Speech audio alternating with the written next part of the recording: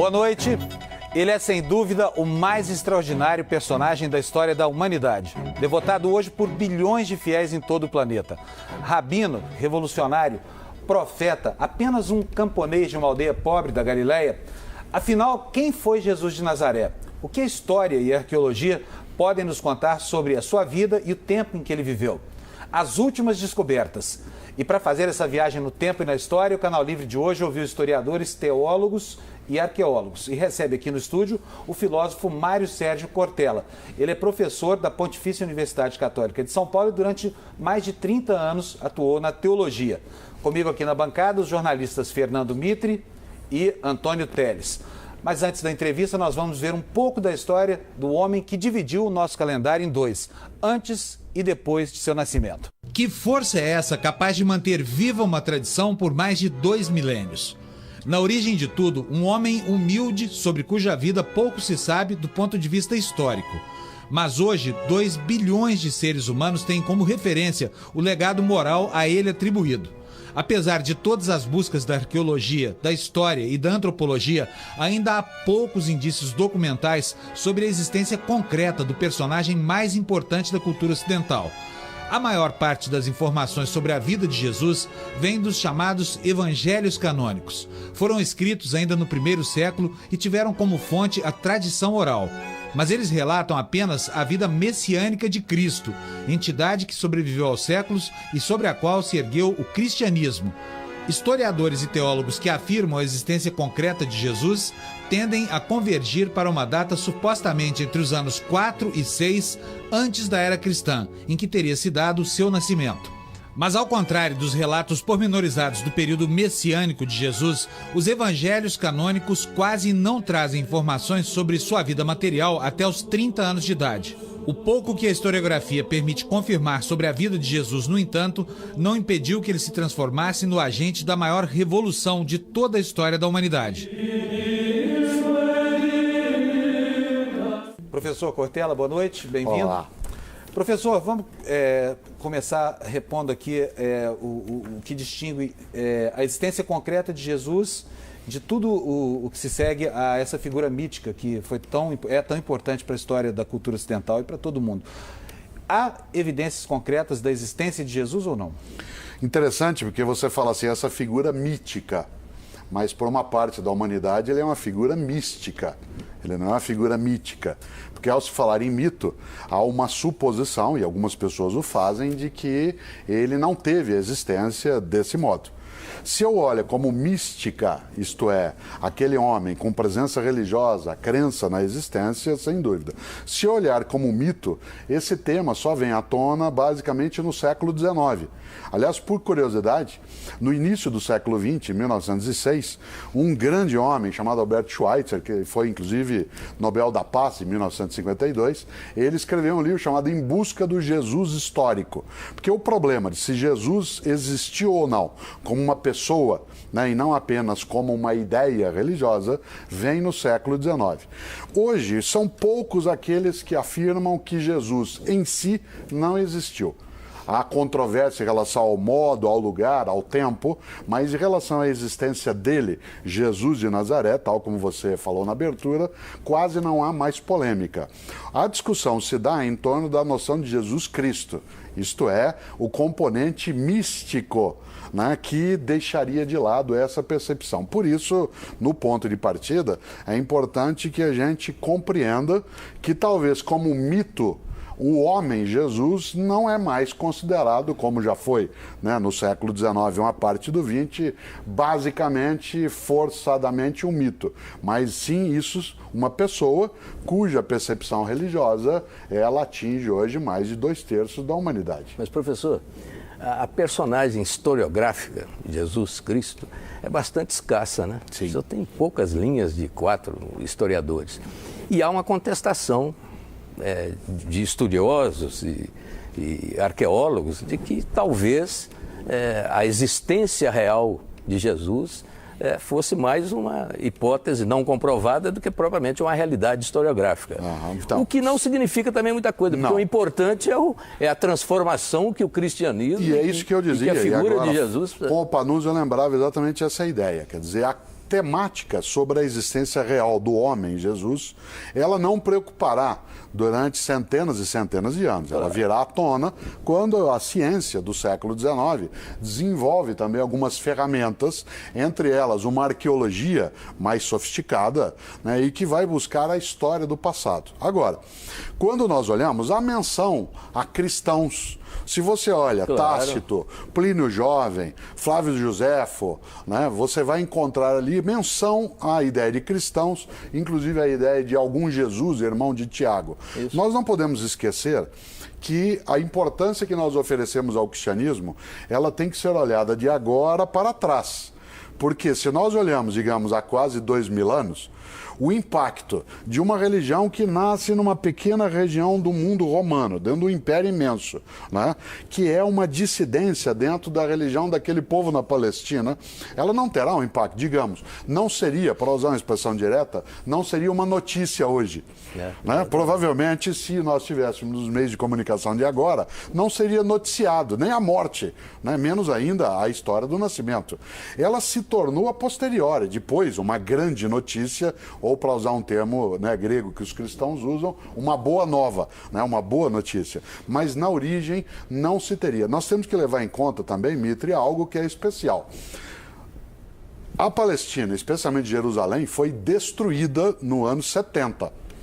Se acredita que Jesus tenha morrido por volta do ano 29, 30, aí alguns dirão, mas ele não morreu com 33 anos? Sim, mas se sabe que há um equívoco em relação ao ano, né, de nascimento. Não há o certo, provavelmente entre o ano 6... Ele nasceu, na verdade, 3 ou 4 anos antes de Cristo. Né? Jesus nasceu 3, 4 anos antes de Cristo. Mas Jesus teria morrido na revolta dos judeus? Não. O que eu quero dizer é outra coisa.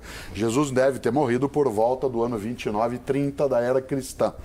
No ano 70, ou seja, algum tempo depois na história, muito pouco, Jerusalém foi destruída. E todos os templos e sinais daquele período no mundo judaico sofreram abalos por parte do ataque romano. Isso significa que uma parte também de uma eventual documentação que tivesse registrado aquela situação que aconteceu na Palestina, ela pode também ter desaparecido. E é bom lembrar que o primeiro evangelho foi escrito depois da destruição do templo. Exatamente. Portanto, muita coisa ligada à memória e muitas coisas ligadas a um histórico de uma personagem que você lembrava, né, Panunzio, talvez um impacto na humanidade, especialmente no campo mítico e místico. Ele é fortíssimo, mas cuja noção é tão presente que nós hoje continuamos tratando desse que pode ser um mistério, pode ser uma organização meramente religiosa, mas sem dúvida, notícia continua sendo em larga escala. Professor, o que importa saber é quem é esse Jesus de Nazaré na sua aparente insignificância. E o Cristo na sua grandeza, na sua monumentalidade, como um intermediário de um pacto entre o Criador e a criatura. Em que momento Jesus e Cristo se separam? Eles mais vão se juntar até do que se separar no século I. Haverá algumas discussões dentro da teologia sobre a separação. Quando o Cristo ganha uma imagem e uma monumentalidade extraordinária. O século I, aquele em que na datação cristã é o início, ele marca uma série de momentos onde havia muitas ideias de Messias no mundo judaico daquele período. Jesus não é o único que será entendido como um possível Messias naquele momento. Mas o se Cristo... nós olhamos... Então, o Messias é o Cristo. Sim. Porque Christos é um termo grego para a expressão hebraica Messias. Então, a ideia de que viria alguém para libertar e salvar o povo, isto é, um Cristo, ela é presente quando Jesus existe. ela está ali no seio daquela comunidade, de toda aquela população. Ele era esperado. Professor, tem uma Jesus questão... será entendido como sendo o Cristo, aí eu vou falar o Cristo, e não Jesus Cristo. O Cristo por uma parcela das pessoas daquele momento. E depois, na história, assimilado como sendo o verdadeiro Cristo. Mas, professor, por essa aí parcela. é que está a questão. Jesus, né, tornado Cristo, ele teria operado, digamos, numa perspectiva ali dentro do judaísmo. Ele se tornou o Cristo mundial, o Cristo universal, a partir do trabalho de outra pessoa. Sim, claro, de É Saulo, de Paulo. De São Paulo. Então, é possível pensar que Jesus quis transformar o judaísmo, quis aperfeiçoar o judaísmo e ponto final. E São Paulo é que teve a grande visão de transformar Jesus Cristo no grande... Sem dúvida. Por isso que essa pergunta do Teles é muito importante. Quer dizer, em que momento há essa transição de um líder judaico, um rabi, um mestre, que encanta, no sentido duplo da palavra, as pessoas. A sua comunidade. Isso, a sua comunidade. Quando que ele ganha o status... E eu pergunto, não seria São Paulo o autor disso? Quando Paulo, ele já, depois da morte de Cristo, para ele, né, da morte de Jesus, para aqueles que não são cristãos, né, depois da morte de Jesus, Paulo, que é um cosmopolita, ele sai por aquele mundo, pega, inclusive, entre aspas, carona no movimento do Império Romano e sai difundindo uma mensagem que vai construir a ideia de Cristo. As cartas de Paulo, elas antecedem a produção dos evangelhos. Embora a gente leia, né, numa Bíblia cristã, primeiro os 4 evangelhos e depois as cartas de Paulo, né, elas foram escritas antes dos evangelhos, o que significa que a construção, né, e volto ao Teles, da ideia de Cristo encarnado em Jesus e vice-versa, ela virá, sem dúvida, né, depois da morte dele, agora, com a construção teológica de Paulo. Que importância tem investigar a origem de Cristo, a vida de Cristo, até que ele se manifeste na vida de Cristo, de Jesus, como figura humilde, simples e relevante, até que ele se transforme no Cristo luminoso que traz, por exemplo, a mensagem das bem-aventuranças, que é o resumo de todo um pacto que a humanidade fez com o Criador. Nos 2 primeiros séculos, mas especialmente no primeiro século, do tempo do cristianismo, a maior importância de torná-lo Cristo é, de um lado, marcar a ideia que, de fato, ele foi aquele que veio para a salvação. Há outras questões envolvidas nisso. No primeiro século, a grande marca é dizer, entre os vários messias que apareceram nessa época, este é o verdadeiro. Aliás, professor, me desculpa, mas essa figura do Messias, que tinha apenas a túnica, o cajado, era uma figura muito comum no tempo de Jesus. Sim. Havia uma tendência filosófica que era composta pelos cínicos, né? Sim. Aliás, a palavra cínico hoje é muito diferente do sentido que tinha ao tempo de Jesus. Eu queria que o senhor explicasse por que Jesus, que tem, enfim, é inevitável fazer uma associação com o movimento cínico, por que justamente esse personagem ganhou essa importância histórica? Até vamos lembrar um pouco, porque filosofia às vezes também o meu pedaço, a palavra cínico vem de cachorro. Né? Tanto que quem gosta de cachorro é chamado de alguém que é um sinófilo, não um cinéfilo, como o Mitre é. Né? É um sinófilo, aquele que gosta de cães. É porque na filosofia grega, né, pós-socrática, especialmente com Diógenes, né, o filósofo, se dizia que eles viviam sem nada, pelas ruas, né, como cães. E aí foi chamado de uma escola cínica, isto é, a escola em que as pessoas acham que ela, para existir, precisa ter apenas a ela mesma, sem nenhuma propriedade, sem nenhum bem.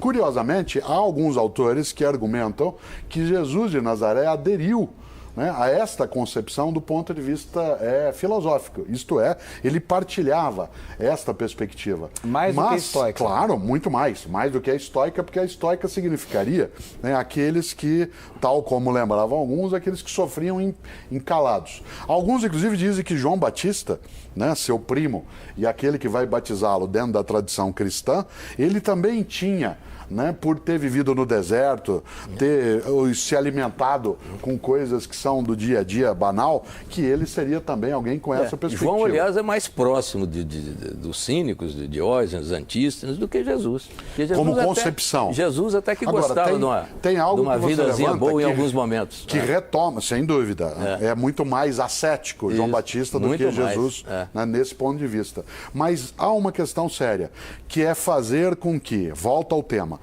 das várias possibilidades de Messias, que Jesus seja aquele que vai encarnar essa ideia. Mas Jesus, se ele não fosse um personagem preparado para cumprir a profecia, só pela movimentação histórica dele narrada nos evangelhos, ele já seria sacrificado ali. Era absolutamente inevitável. Ele afrontou todo o poder da Palestina. Jesus, sem dúvida, Mito, ele seria alguém naquele momento que independeria de Herodes. Exatamente. Ou independeria. Ele seria executado. Né, não independeria de Pilatos, dos romanos. Quando ele entra em Jerusalém, né, no burrinho, ele vem lá pelo lado do Monte das Oliveiras, do outro lado da cidade, vindo de Cesareia Marítima, vem Pilatos com as tropas romanas. E Jesus vai para onde? Vai para o templo e vai cutucar a onça lá no templo. A percepção de Jesus de Nazaré na sua pregação naquele momento, narrada nos evangelhos, nas cartas, nos atos, ela é uma pregação altamente revolucionária, em relação àquele grupo. Isso. A narrativa no Evangelho, ela faz um acordo, um concerto com C, né, faz um concerto de várias situações vividas. Mas você não tem a dúvida, mesmo que não fosse a história dos romanos, do rei Herodes e Antipas... Ele morreria na cruz, do mesmo modo, cruz, sem dúvida. onde morriam os inimigos de Roma. Por que ele é chamado Cristo e não Emanuel? Porque Emanuel é um nome que se usa para também falar de algo que Isaías tinha profetizado. Você sabe que o nome dele, Jesus, é uma romanização de Yeshua ou Joshua, né, que da onde deu a expressão Jesus, que é uma forma de abreviar o nome de Josué, que é uma das grandes personagens da tradição judaica do passado. Mas até Emanuel, aí, que significa Deus conosco, né, que vai dar para nós no Ocidente o nome Manuel, ele é muito mais uma aproximação com uma profecia feita no Antigo Testamento por Isaías do que de fato o nome que ele terá. Porque o Cristo, a palavra Cristo, é derivada de um termo grego. Sim, Cristo é o ungido, o abençoado. Não é do termo indiano ou védico, Krishna? Não tem nada a ver. Não tem a ver. É uma mera coincidência sonora. Né? Uma coincidência. Cristo significa aquele que é ungido, que é aquele que é abençoado, que é aquele que foi o escolhido. Né? Desse ponto de vista, ele combina com a expressão hebraica Messia. Né? Eu só queria deixar uma perguntinha, depois ele responde. É pouco provável, não há nenhuma prova, nenhuma evidência, não há sinal nenhum de que Jesus nasceu no dia 25 de dezembro. E nunca os cristãos disseram isso. Pois nos diz que nós vamos voltar, podemos voltar nessa... Nunca os cristãos disseram qual era a data. Exatamente, mas aí tem uma convenção, isso. Tem uma convenção em relação Tem uma convenção, a isso. mas tem um outro dado histórico, aí esse é histórico interessante. Uma divindade, Mitra, que eu não posso esquecer o nome, nasceu sim, no dia 25 de dezembro, acredita-se segundo a tradição do mitraísmo. Tá, alguns vão dizer que é mito, outros vão dizer que é místico. O cristianismo foi lá e pegou essa data. Né? Isso não muda toda a história, né? Mas ele dá um sabor especial porque aprofunda o mistério. E religião é mistério. Professor, nós vamos aproveitar agora, eu queria interromper em função disso, porque nós vamos conhecer a opinião de um outro especialista, que é o historiador André Chivitarese. Ele é professor de História Antiga da Universidade Federal do Rio de Janeiro. Normalmente, quando a gente pede uma prova concreta, nós esperamos um objeto palpável, não é? A cama, a casa, a roupa. Bom, isso não tem. Mas, do ponto de vista acadêmico, científico, nós trabalhamos com o que se estabeleceu como a múltipla confirmação. Isso é, quando autores diferentes, que nunca se viram, que nunca se leram, que nunca se encontraram, são capazes de afirmar frases, ditos, ideias exatamente iguais entre eles sobre Jesus. Então, vou dar um exemplo. Paulo, que é o autor mais antigo que nós temos em termos de produtor de cartas, não é? Ele é capaz de registrar, palavra por palavra, o que Jesus disse na última ceia pascal junto dos seus discípulos. Marcos, um evangelista que veio muito depois de Paulo, sem nunca ter lido Paulo, foi capaz de também falar exatamente as mesmas palavras que Jesus disse. Então, há uma argumentação bastante plausível para dizer que Jesus existiu. Muito embora a gente não conheça a sua casa, não conheça a sua cama, não conheça a sua roupa. E digo mais, hoje a história, a arqueologia já conseguem ver a sombra que Jesus projetou no seu andar. Ainda não chegamos nele, mas já conhecemos a sua sombra. E acho que a tendência, cada vez mais em que a pesquisa avançar, principalmente arqueológica, nós vamos chegar a Jesus. Mas aí, se acharmos, por exemplo, o túmulo de Jesus, como queria um cineasta europeu, acabou o fundamento do cristianismo. Claro. Quer dizer, evidência científica Não, demais o túmulo pode não... Se achasse o corpo. a ossada, digamos. Agora, uma das coisas curiosas, para nós, quando se fala de achar o corpo de Jesus e, portanto, negar o Cristo ressuscitado, É o James Cameron, né? É o James Cameron, canadense. né, que falava disso. Você imagine que, mesmo naquela época, as autoridades judaicas daquele tempo, que queriam se contrapor àquela percepção que Jesus houvera incutido em uma parcela daquela população, se a ressurreição, que é a principal forma de elevar a divindade daquela crença, o quanto que esse túmulo com o cadáver deve ter sido procurado. Ademais, romanos tinham um hábito absolutamente política de Estado. Aquele que fosse executado e que tivesse muitos seguidores, o corpo dele era colocado para apodrecer, para que não se pudesse fazer o culto ao sepulcro, ao lugar onde ele fosse sepultado. Mas no caso de Jesus, José de Arimateia não resgatou o corpo dele da cruz? Mas não que os romanos iam deixar. Eles não tinham uma polícia assim tão ineficiente, né, e que daria para Arimateia pegar, ainda mais numa cidade, né, como Jerusalém. Né, não dava para você ir fazendo as coisas e, né, escondendo. Não era assim, dizer, chega lá no Estado romano. O Arimateia seria uma prova de que ali no Sinédrio havia uma infiltração cristã bastante significativa. Eu acho que cristã Nicodemos, no outro evangelho vai aparecer Nicodemos, né? Que eu acho foi que não há um único cristianismo quando ele nasce, assim como não há uma única forma de prática do judaísmo no século I. Se nós olhamos, por exemplo, quando Jesus está na sua atividade, quando Jesus está na sua pregação e na sua vida, se ele está lá, você tem pelo menos 4 grandes grupos judaicos naquele momento de natureza religiosa e política. Os saduceus, os fariseus, os essênios e os zelotes. Quer dizer, esses 4 grupos convivem. E eles não são unívocos, não são o mesmo grupo. É provável que houvesse simpatizantes da ideia de Jesus de Nazaré junto a outros grupos. Jesus era judeu, praticava o judaísmo. Isso, mas há uma hipótese que Jesus teria sido zelote. Então, ele poderia ter sido zelote, que era o inimigo de Roma. A outra que diz que ele foi essênio, por isso que ele foi batizado por João Batista, que João Batista também o seria. Ou que Jesus, ele partilhava de algumas das coisas dos saduceus. Uma das coisas boas, né, é que esse mistério, ele abre muitas interpretações. Não há, do ponto de vista científico, uma única vertente, nem na teologia. Mas saduceus não, porque os saduceus não acreditavam na ressurreição. Mas quem disse que todos os judeus acreditavam na ressurreição? Né? Você diz, não, nem todos, é verdade. Né? Mas talvez há ideia, alguns argumentos, que se ele foi saduceu, que a ideia da ressurreição pode ser muito mais compatível com a percepção dos islâmicos sobre Jesus. Porque os islâmicos acreditam que Jesus foi um profeta importante, que ele não era o Cristo e que ele não ressurgiu na prática. Ele foi levado para os céus ainda vivo e outro morreu no lugar dele. Jesus, que os islâmicos chamam de Isa, ele não foi alguém que morreu. Ao contrário, em vida ainda, Deus, isto é, Alá, o levou para os céus. Então, essa múltipla possibilidade. Mas outros personagens bíblicos não considerados portadores da divindade também o foram. Sim, Elias, Sim. Enoque. Sim, você tem outros, porque essa ideia de ser arrebatado, de ser levado, ela é muito comum nas religiões do passado. Bom, gente, eu preciso fazer agora o nosso primeiro intervalo. Canal Livre, hoje dedicado ao Jesus Histórico, volta já em um instantinho, não saia daí.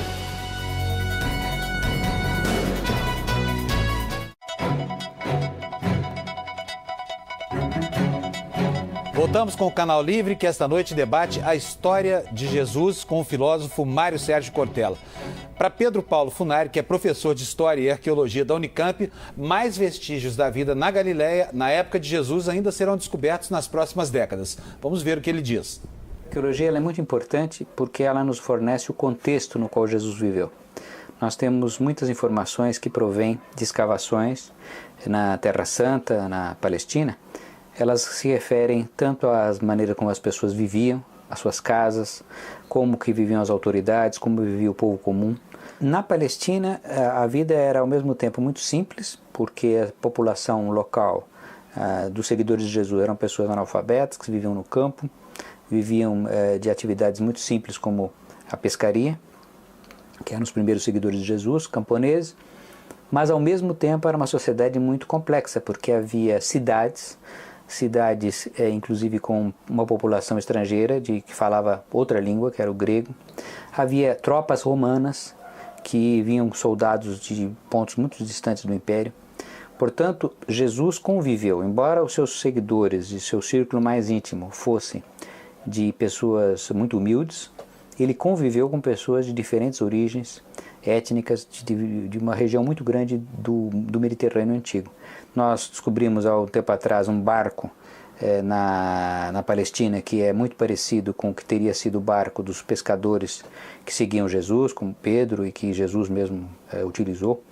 Encontramos também vestígios de casas da Palestina, da época de Jesus, que não usavam telhas, e que explica, por exemplo, uma passagem do Evangelho que fala que um paralítico passou pelo telhado, quer dizer, na verdade não eram telhas, era um teto de palha que podia ser facilmente retirado. Então, com certeza, novas informações virão nas próximas décadas. Agora, para quem crê, para quem acredita em Jesus, no Cristo, essas descobertas que se anunciam não podem acabar fazendo com que Jesus fique menor do que Cristo, evidentemente, no futuro? Acho que não, por uma razão, Panunzio. Os evangelhos, eles são textos de reverência, não são textos históricos. Em nenhum momento se pode supor que aquela descrição que ali aparece, ela tem um componente de natureza científica, de comprovação. Tá? Aliás, de uma certa maneira, é preciso entender que aquelas histórias elas são improváveis, mas não impossíveis.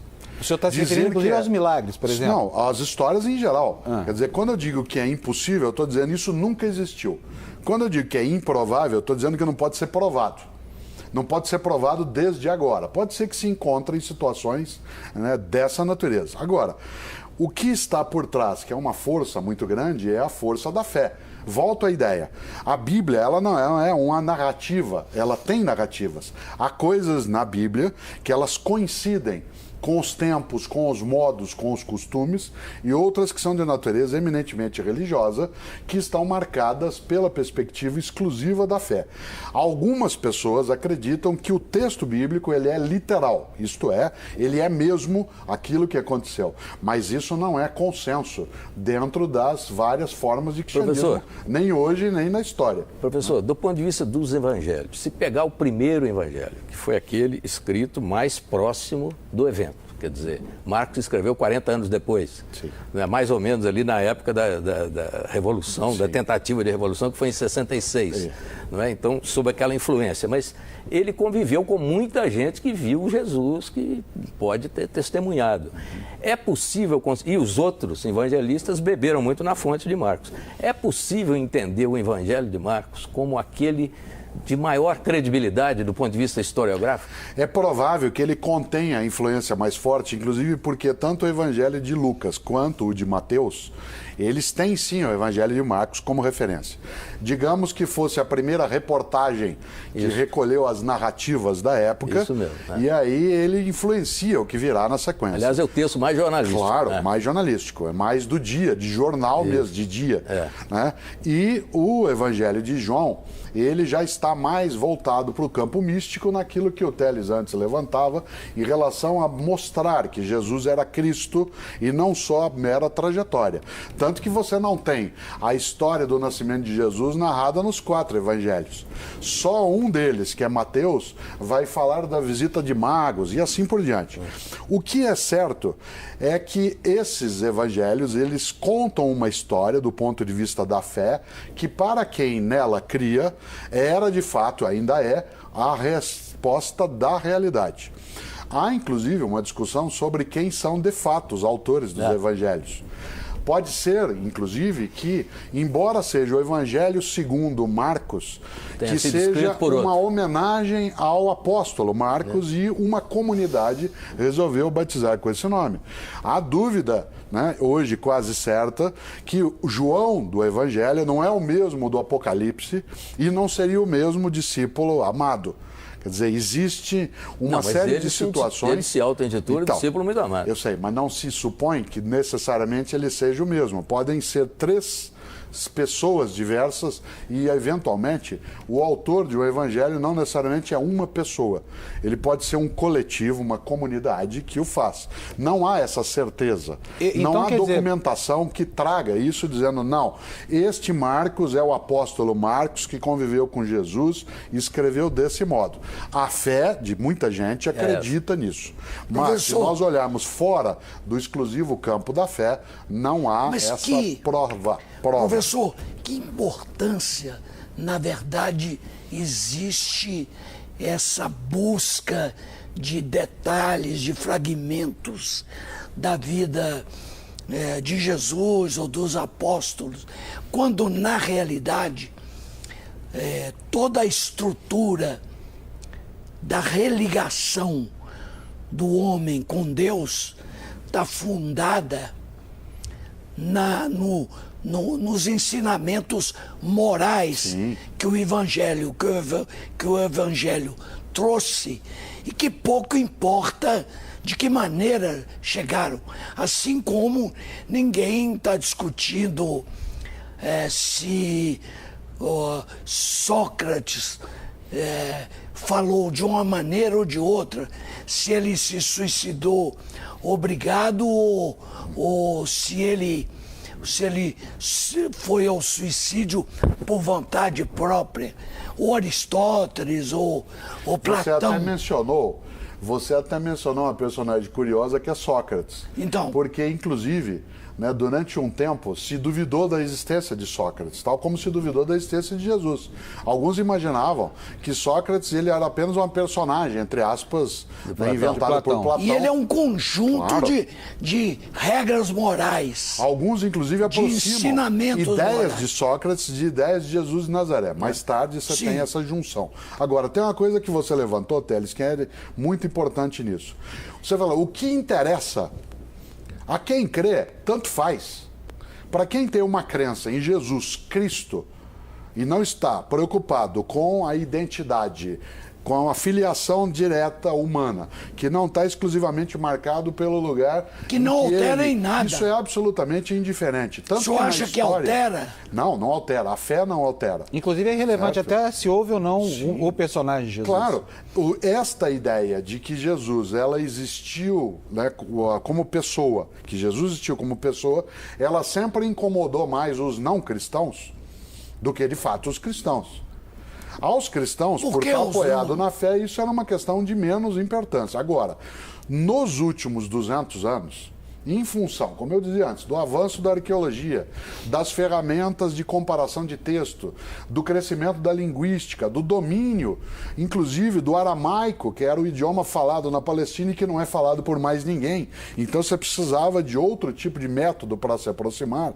Também a teologia cristã se debruçou sobre isso, não para dizer assim, não, Jesus está aqui, ele existiu mesmo, mas as teologias cristãs para evidenciar que há uma conexão entre o Jesus pessoa e o Jesus Cristo, para ressaltar a importância da fé. Mas a preocupação entre cristãos, ela não se dará. Professor, é claro que a historiografia vai continuar, essa busca do Jesus histórico, essa é a vocação dela, é a razão de ser dela.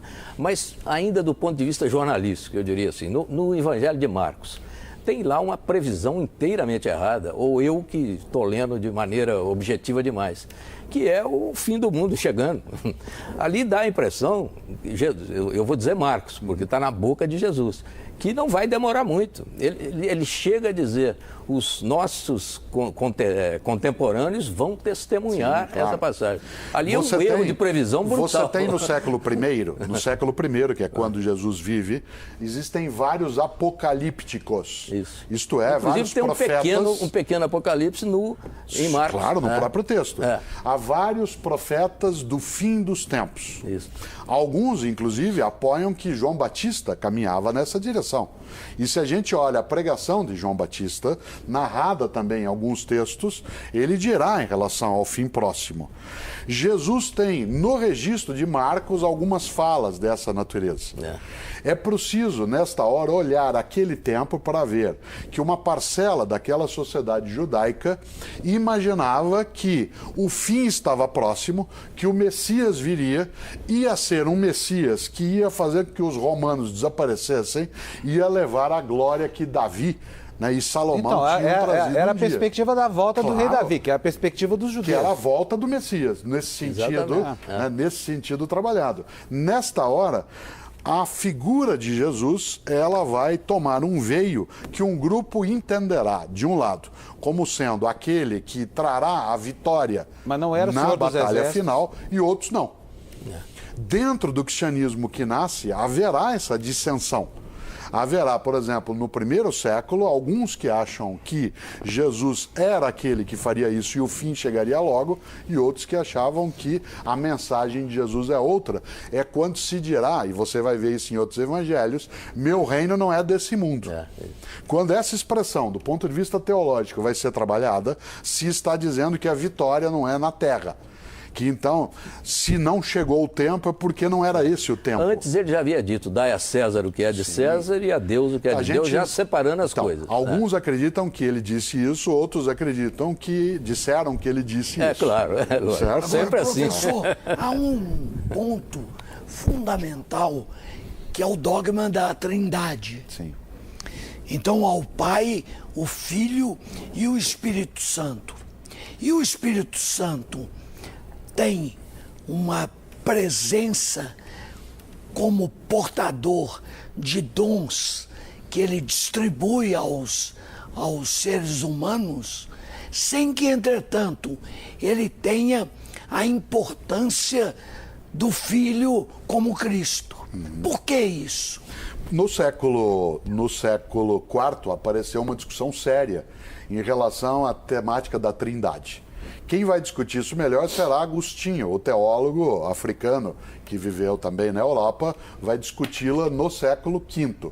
Mas no século IV, o Concílio de Nicéia, que foi em 325, foi inclusive convocado pelo imperador Constantino para debater coisas ligadas a isso, porque havia uma teoria cristã daquela época, defendida por Ário, né, que era o arianismo, que dizia que Jesus, se ele provinha do Pai, então ele foi criado depois, porque ele do Pai saiu. Se assim era, então ele não era tão eterno quanto o Pai.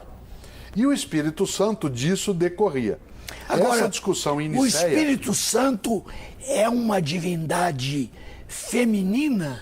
Não se trabalha a noção de uma divindade. Na teologia cristã, existe uma única divindade consubstanciada, ou seja, da mesma substância, com 3 pessoas. Não são 3 divindades. Em nenhum momento, na teologia cristã acatada na história, aparece essa percepção. A ideia do 3, que é recorrente, né? Porque professor, mas aí é um toda mistério. A lógica do 3, Miguel, Rafael, Gabriel, aí é um Jesus, mistério. Maria, José. Mas o 3 é um mistério dentro da concepção pouco cristã. compreensível. Por isso que ele é mistério. Olha, eu vou fazer o seguinte, preciso fazer uma parada. Teles, vamos fazer o seguinte, a gente pode retomar no próximo... A gente retoma no... O Teles quer resolver o mistério agora. Então nós vamos esperar o comercial, a gente resolve depois do comercial. A gente faz uma paradinha e volta daqui a pouquinho, depois do intervalo, com o Teles retomando o mistério da Santíssima Trindade.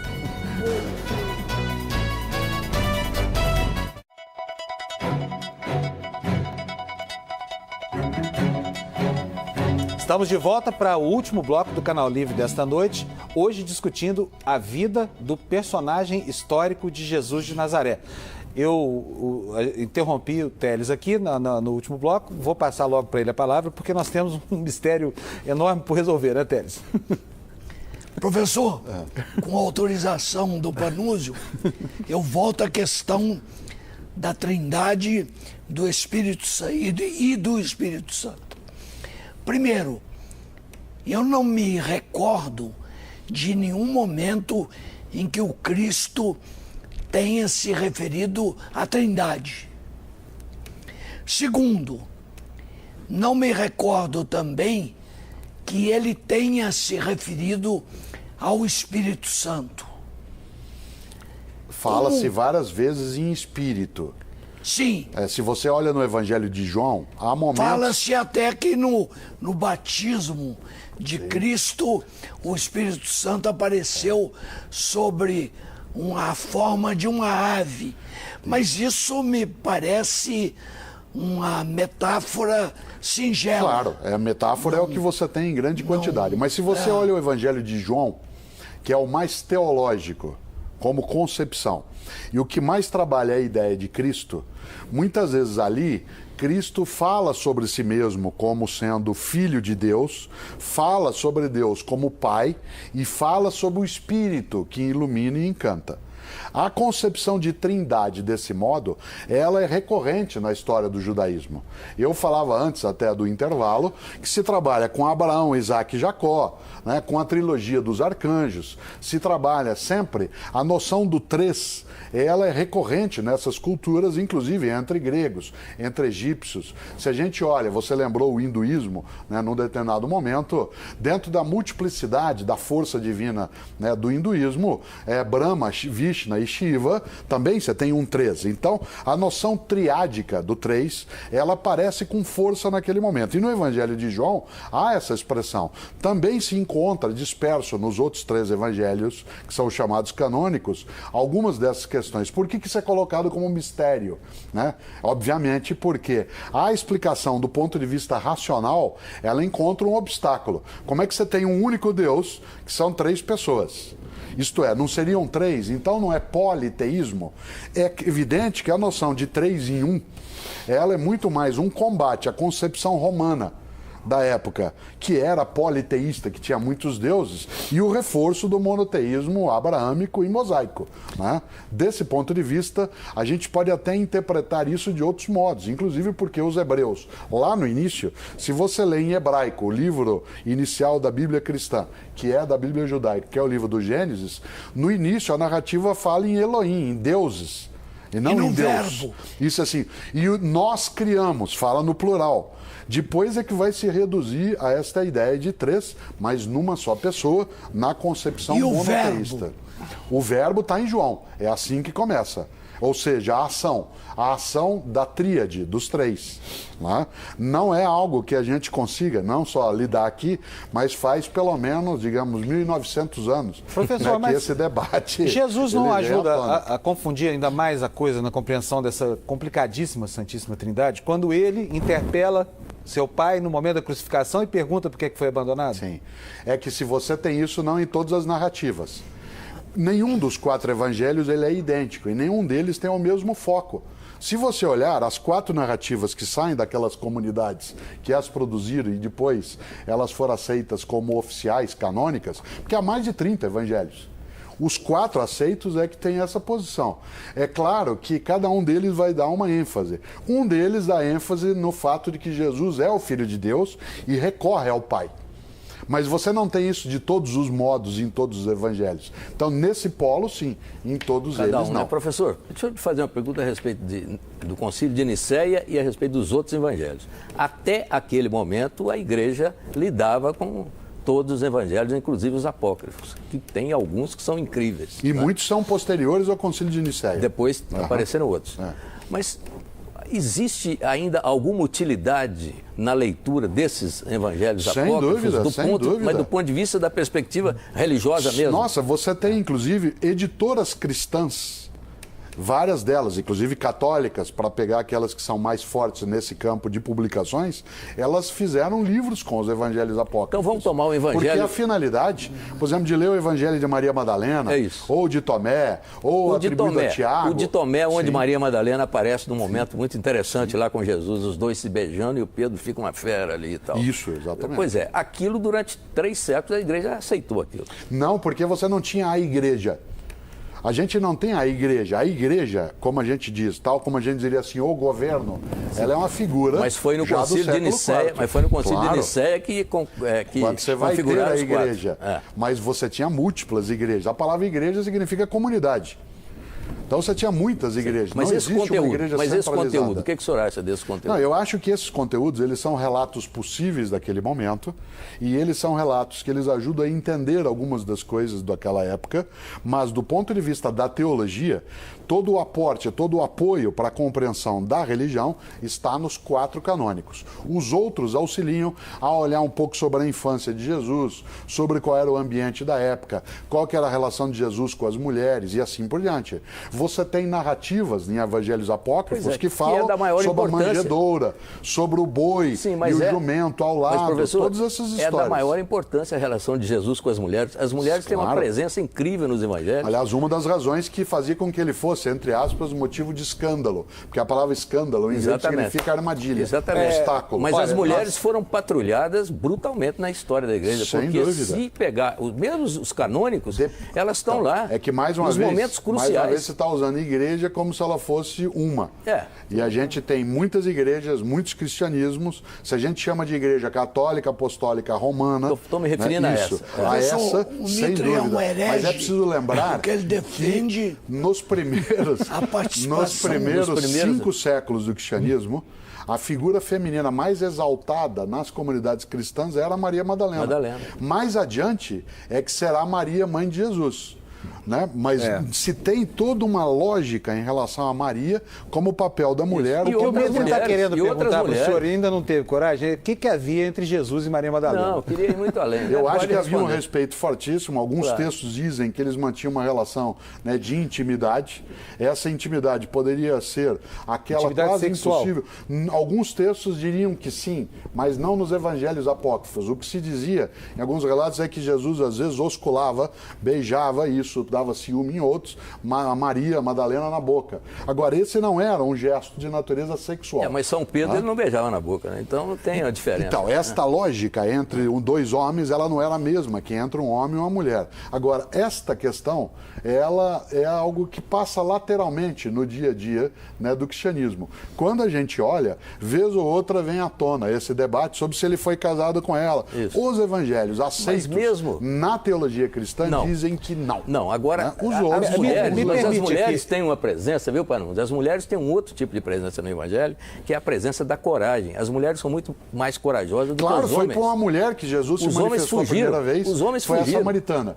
E foi para uma mulher que ele manifestou, foi Maria Madalena, na hora da crença da ressurreição. Exatamente, e os apóstolos todos fugiram no dia da crucificação e as mulheres estavam lá. Gente, antes que o senhor me responda com autorização. Não, pode seguir. O senhor acha que de toda a história, o que importa mesmo são as virtudes Claro, a mensagem, a fé, a ideia, por exemplo, de que um homem nasceu, e é isso que traz a beleza de um Natal. Um homem nasceu e a crença é que esse homem veio acreditando na possibilidade de paz. E que essa religião fala em fraternidade, fala em amor. A ideia histórica em si, ela fica em segundo plano dentro dessa mensagem. E a esperança? Virtude, sem dúvida. A virtude da esperança, a virtude da fraternidade, da solidariedade. É isso que importa. O restante circunda a mensagem principal. Senão a gente não pararia, né, uma parte da nossa vida para olhar também esse mistério. Enquanto eu ainda tenho tempo, quero mostrar para vocês o que diz o professor de Ciência da Religião da PUC de São Paulo, Pedro Lima Vasconcelos. Então, há referências em vários documentos de historiadores romanos, um escritor judeu chamado Flávio Joséfo, além da vasta literatura produzida pelos seguidores e seguidoras de Jesus, né, dando conta de uma personagem que viveu na Galileia, foi crucificado em Jerusalém na época de Pôncio Pilatos. Religiosamente, Jesus é filho de Israel, né? Em termos culturais, ele é herdeiro, né? Ele vive num ambiente marcado pela cultura grega.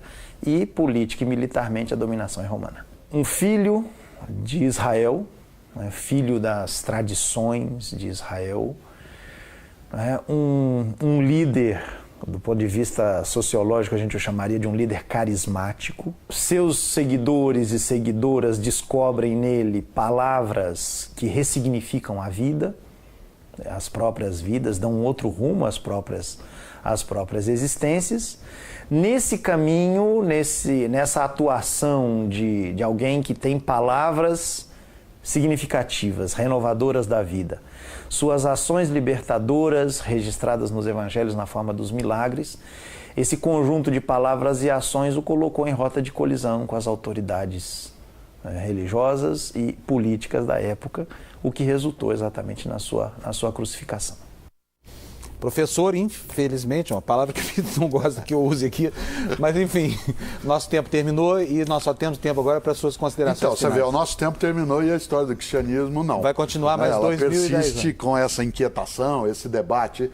Os 3 especialistas que falaram, todos eles têm nome de apóstolo, né? São 2 Paulos, um Pedro, né?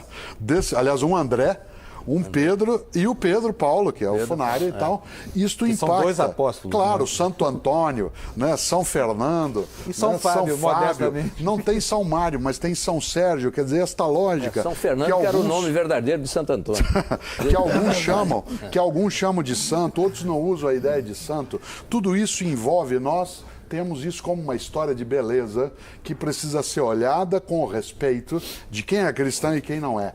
Pela beleza que ela carrega, porque não há nela, na mensagem original, não há um anúncio de violência, não há um anúncio de morte, a capacidade de convivência. A história trouxe isso em várias situações, mas na mensagem original, é uma mensagem de paz, alegria, fraternidade e, claro, de vida eterna.